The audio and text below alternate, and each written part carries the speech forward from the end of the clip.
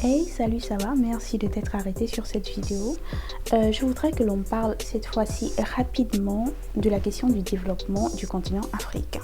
Comment comprendre que l'Afrique puisse posséder autant de ressources naturelles et puis soit sous-développée? Le dire comme ça, c'est pas faux, mais s'arrêter là, c'est quand même un peu limite. Parce que oui, on peut avoir des ressources naturelles et puis être totalement sous-développé. Pourquoi? Parce que ce ne sont pas les ressources naturelles qui rendent une région riche. C'est la façon dont cette région utilise, transforme ses ressources naturelles pour ajouter de la plus-value qui fait en sorte qu'on dise que oui, effectivement, la région, elle est développée puisqu'elle sait exploiter ses ressources et elle sait en faire profiter ses populations. Je te prends un exemple simple. Tu es dans un quartier, tu es dans ta concession. Dans ta concession, tu as suffisamment de terre pour faire de l'agriculture.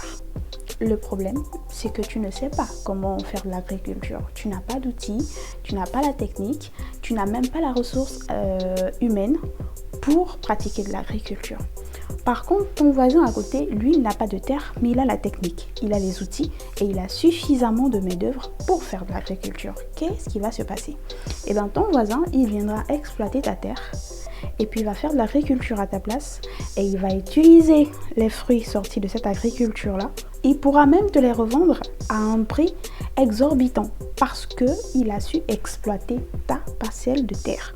Donc toi, tu passeras pour celui qui n'a rien. Et pourtant, tu as la parcelle de terre qui peut te permettre de pratiquer l'agriculture et puis faire en sorte que tu ne puisses pas mourir de faim ou alors devenir un grand agripreneur.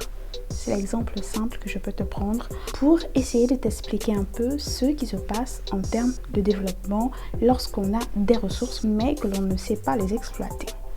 Revenons sur le continent africain. Le continent africain est un continent béni de Dieu qui a de nombreuses ressources naturelles. Mais la ressource naturelle ne suffit pas. Un grand homme a dit un jour que le potentiel ne se mange pas. Donc on peut avoir du potentiel, mais si on ne sait pas l'exploiter, c'est comme si on n'avait rien. Et c'est là le gros souci du continent africain. Donc pour parler de développement, l'Afrique a un ensemble de challenges à relever. Par exemple, développer l'industrialisation. Parce qu'on peut avoir des ressources naturelles, mais il faut les transformer pour que ces ressources naturelles aient de la plus-value. Sinon, c'est celui qui a la science et la technologie qui vient profiter de tes ressources naturelles et ensuite, comme dans l'exemple, va venir revendre ces ressources naturelles transformées hyper chères aux populations africaines. L'Afrique a besoin de soutenir les jeunes. Vous le savez certainement, le continent africain est l'un des continents qui a la population la plus jeune au monde. Mais cette jeunesse doit être encadrée, suivie, doit avoir des opportunités, doit avoir les moyens de challenger avec les réalités de son ère. Est-ce que c'est suffisamment fait? Est-ce qu'il faut encore améliorer les choses? Là est la question. L'Afrique, disons la femme africaine, est sur le toit du monde de l'entrepreneuriat. Les femmes africaines entreprennent énormément. Cependant, les chiffres ont prouvé que les femmes ont encore beaucoup de mal à accéder au financement. L'Afrique est le continent qui a assez de terre pour pouvoir se nourrir toute seule, mais est-ce qu'on a suffisamment d'outils pour pratiquer correctement l'agriculture, pour pratiquer l'agro-industrie, pour encourager les agripreneurs? Donc l'Afrique a un ensemble de ressources.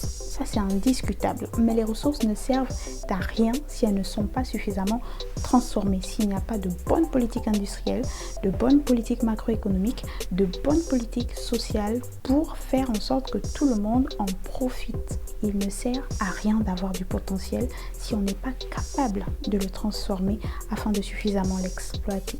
Dis-moi en commentaire ce que j'ai oublié et en attendant, toi, n'oublie pas, le temps de la réflexion est une économie de temps. Au revoir.